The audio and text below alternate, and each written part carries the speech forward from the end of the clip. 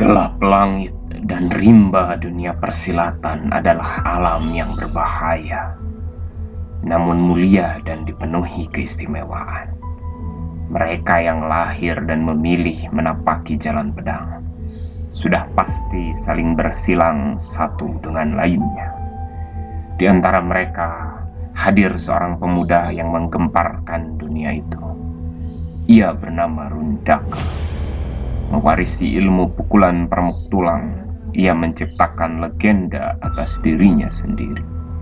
Namun, takdir yang belum diketahui Rundaka adalah ia tidak hadir untuk menjadi pesilat terhebat.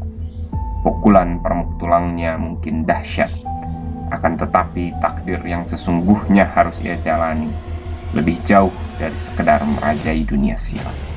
Rundaka harus siap akan takdirnya ini.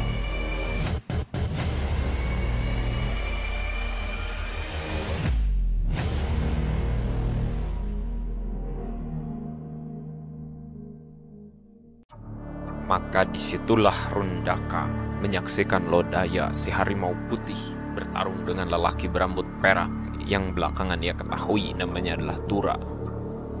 Baik perguruan harimau Lugai dan perguruan merah putih, tidak banyak yang Rundaka ketahui tentang keduanya. Pancaran tenaga dari keduanya begitu luar biasa. Rundaka sudah merasakan sendiri kemampuan Lodaya. Namun lelaki bernama Tura itu juga tidak kalah hebatnya. Tubuhnya tidak terlihat perkasa seperti Lodaya, tapi pancaran tenaganya sangat amat tajam dan berbahaya. Keduanya berdiri berhadapan pada posisi yang paling sederhana, tidak memasang kuda-kuda. Namun, sesungguhnya duel mengadu tenaga sudah terjadi. Bagi mata awam, pancaran tenaga mereka tidak dapat dilihat. Lalu dalam sekejap saja, Lodaya mendahului gerakan. Sebuah cakaran dilayangkan kepada Tura. Tura melihatnya lalu mengelak mundur. Gerakannya ringan dan begitu indah untuk dilihat. Jika ini sebuah pagelaran, Tura pastilah bintang utamanya. Dari balik bajunya, Tura mengeluarkan sebuah kipas yang berbentuk setengah lingkaran. Betul, kipas tidak hanya sesuatu untuk menghilangkan gerah, tapi di jagat persilatan, ia juga digunakan sebagai senjata yang mematikan. Tentulah itu bukan kipas biasa. Kipas di tangan Tura tidak terbuat dari lembar kain yang dibentangkan. Ia terbuat dari logam ringan yang ditempa khusus. Jika posisi kipas menutup, ia bisa digunakan seperti tongkat pendek untuk memukul lawan atau menangkis pedang. Namun jika posisi kipas membuka, ia bisa digunakan untuk menahan tusukan senjata lawan, dan ujung kipasnya bisa digunakan untuk menyabet leher lawan. Saat ini, posisi kipas Tura menutup. Cakaran Lodaya beradu dengan kipasnya. Sesekali api memercik dari benturan keduanya. Belum ada yang terlihat unggul sejauh ini. Baik Lodaya dan Tura masih bertukar serangan. Tura yang sedari tadi lebih sering melakukan serangan balik, kini mengambil jarak. Rundaka dapat melihat sekeliling tubuh Tura diselubungi warna keperakan. Inikah yang disebut ki itu? Batin Rundaka. Dari posisi tersebut, Tura membuka kipas dan mengipas ke arah Lodaya. Angin kipasan yang sudah dilambari tenaga dalam dan energi yang disebut ki itu kini serupa angin ribut yang menerjang ke arah Lodaya. Lodaya lantas memadatkan energi di sekeliling tubuhnya, lalu melindungi tubuhnya dengan kedua tangan. Pemandangan yang Rundaka saksikan ini sangatlah mengerikan, tetapi sekaligus mengagumkan. Ketika bertarung dengan Lodaya, Rundaka tidak bisa melihat selubung halus di sekeliling tubuhnya. Namun, kini ia bisa melihat di sekeliling tubuh Lodaya. Warnanya gemerlap dan terang. Ini pastilah wujud ki itu. Perbedaan langit yang ia ketahui belakangan ini ternyata adalah persoalan penguasaan ki, yaitu energi yang lebih halus dari tenaga dalam. Pertarungan Lodaya dan Tura berlanjut. Kini Tura berada di atas angin. Pertarungan ki ini nampaknya lebih menguntungkan Tura karena ia bisa bertarung dari jarak jauh dengan kipasnya. Lodaya tidak tinggal diam. Dalam jeda serangan Tura, Lodaya menjejakkan kakinya sekuat tenaga. Lalu seolah sedang menendang angin, ia berlari zigzag sehingga dalam beberapa lompatan, Tura sudah berada dalam jangkauan cakarnya. Tura tidak tinggal diam. Tahu ia akan kalah jika mengadu tinju, Tura menyabetkan ujung kipasnya ke arah leher Lodaya. Sigap, Lodaya memukul sabetan tersebut ke arah bawah. Pada saat itulah Lodaya mencakar wajah Tura. Tura mengerang. Matanya mungkin telah buta karena cakaran itu. Semua itu karena keterlambatannya dalam membuka dan menutup kipas.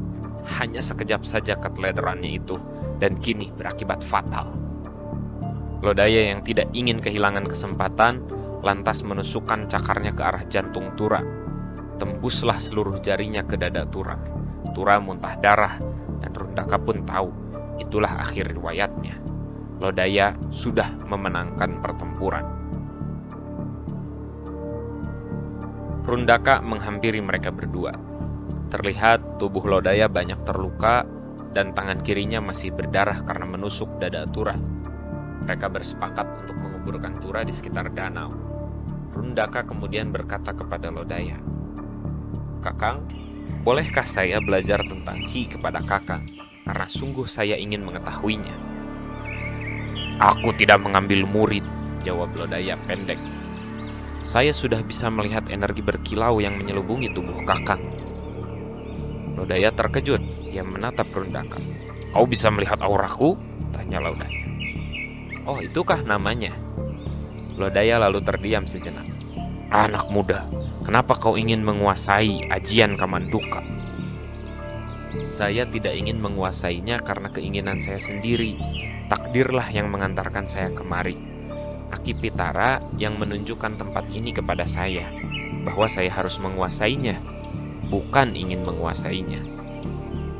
Mendengar nama Aki Pitara disebut, Lodaya lantas berbeda sikapnya kepada Rundaka. "Engkau murid Aki Pitara?" kata Lodaya. "Bukan, Aki Pitara adalah kawan dari kakek guru saya. Saya baru bertemu dengannya sekitar setengah purnama lalu." Lodaya lantas lebih memperhatikan Rundaka dengan saksama. "Namamu Rundaka, bukan?" tanya Lodaya. "Betul, Kakang." "Dengar, Aki Pitara adalah orang yang menugaskanku untuk menjaga tempat ini. Aku terikat perjanjian dengannya. Ia berkata bahwa suatu saat akan datang seseorang yang mengambil ajian Kamanduka. Aku tidak pernah mengira bahwa ia adalah anak bau kencur sepertimu. Namun kiranya ini adalah bagian dari takdirku untuk mengajarimu." "Engkau sudah pernah berperjalanan gaib?" tanya Lodaya. Rundaka mengangguk. "Bagus, aku lapar. Kita makan dulu. Setelah itu aku akan mengajakmu ke alam lain." Rundaka yang merasa menjadi murid tahu diri dan langsung menangkap ikan. Kakek gurunya telah mengajarinya berbagai cara mudah menangkap ikan. Ia pun lantas menyalakan api dan membakar ikan tangkapannya. Mereka berdua makan dengan lahap karena keduanya kelelahan. Lodaya yang memiliki jiwa harimau itu lebih menyukai ikannya supaya tidak terlalu matang.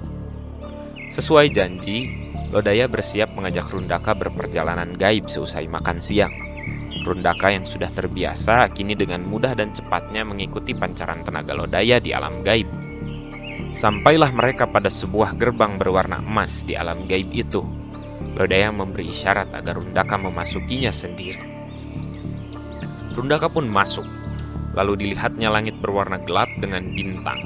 Lalu ia lihat sebuah pohon raksasa. Ketika ia perhatikan, ia bisa melihat daun batang pohon tersebut. Lalu rantingnya, lalu daunnya. Dari daun tersebut, ia bisa melihat ke kedalamannya lagi. Ia melihat serat, melihat ke dalam lagi, lebih dalam lagi. Dan ia melihat sebuah titik tenaga, titik cahaya di dalam daun itu. Ia lalu melihat seekor burung. Lalu ia dekati, dan bisa ia masuk juga burung itu sampai titik terdalamnya. Ternyata, ia menemukan titik tenaga yang sama dengan yang ada di dalam daun. Lalu ia jumpai berbagai makhluk hidup lainnya, dan hasilnya sama. Semuanya memiliki titik inti yang sama, bahkan manusia. Lalu Lodaya menariknya dari perjalanan itu. Rundaka membuka mata, dan ia telah kembali ke danau Sang Hyang Tikara. Lodaya lalu menunjuk ke arah danau. Ajian Kamanduka ada di bawah danau. Besok kita akan mengambilnya. Setelah itu, barulah kita akan mempelajari Ki. Apa kau mengerti arti dari penglihatanmu barusan? Seluruh makhluk memiliki inti tenaga yang sama. Apa yang membuat mereka hidup berasal dari sumber yang sama. Lodaya tersenyum. Kau memang orangnya. Orang yang menyimpan rahasia alam. Atau engkaulah orang yang akan memahami penjelasan-penjelasan tentang alam semesta. Saya kira ajian Kamanduka adalah ajian kesaktian. Apa urusannya dengan memahami alam? Lodaya menggeleng. Kesaktian tidak lain adalah kepahaman terhadap hukum alam. Mereka yang memahami bagaimana alam semesta bekerja akan menguasai seluruh kesaktian. Rundaka, engkaulah pemegang kunci-kunci alam itu. Itulah yang engkau lakukan pada kehidupan-kehidupan sebelum ini. Penuhi takdirmu, karena Uga Wangsit akan segera terwujud. Kita memasuki masa yang genting, ujar Lodaya. Tidak sampai setengah dari perkataannya bisa Rundaka pahami, tapi sebagai murid ia hanya mengangguk dan percaya kepada gurunya.